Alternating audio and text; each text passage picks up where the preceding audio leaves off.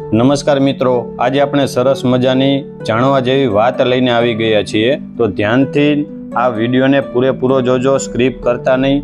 આપણે વાત લઈને આવી ગયા છીએ કે મુંબઈની ચોર બજાર વિશે, કે ભારતના સૌથી પ્રસિદ્ધ અને રહસ્યમય બજારોમાંના એક એટલે કે મુંબઈની ચોર બજાર.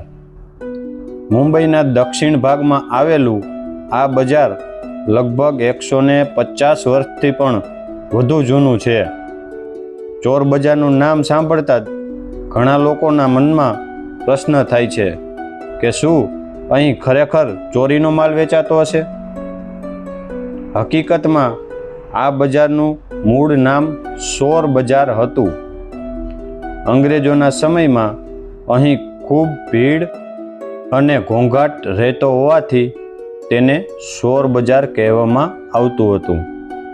પરંતુ અંગ્રેજ અધિકારીઓના ખોટા ઉચ્ચારણને કારણે ચોર ધીમે ધીમે ચોર બની ગયું અને ત્યારથી આ બજાર ચોર બજાર તરીકે ઓળખવામાં આવે છે.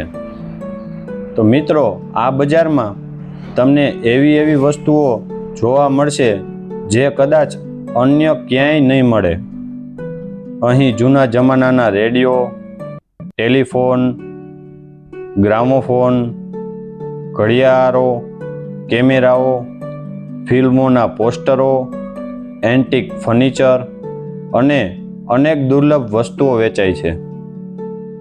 કહેવાય છે કે જો તમારી કોઈ વસ્તુ વર્ષો પહેલાં ખોવાઈ ગઈ હોય તો તેની નકલ અથવા ક્યારેય અસલી વસ્તુ પણ અહીં મળી શકે છે. જો કે આ વાતને લઈને કોઈ સત્તાવાર પુરાવો નથી. ચોર બજાર ખાસ કરીને એન્ટિક વસ્તુઓના શોખીનો માટે સ્વર્ગ સમાન માનવામાં આવે છે. દેશ વિદેશના પ્રવાસીઓ અહીં ખરીદી કરવા અને અનોખી વસ્તુઓ જોવા માટે આવે છે. તો મિત્રો, તમને આ સ્ટોરી કેવી લાગી? તમારો અભિપ્રાય કોમેન્ટ કરીને જરૂરથી આપજો. અને જો તમે અમારી ચેનલમાં નવા છો તો અમારી ચેનલને લાઈક કરી દેજો, બેલ આઇકન દબાવી દેજો, જેથી કરીને અમે અવનવી સ્ટોરી અપલોડ કરી તો તેની લિંક તમને મળતી રહે.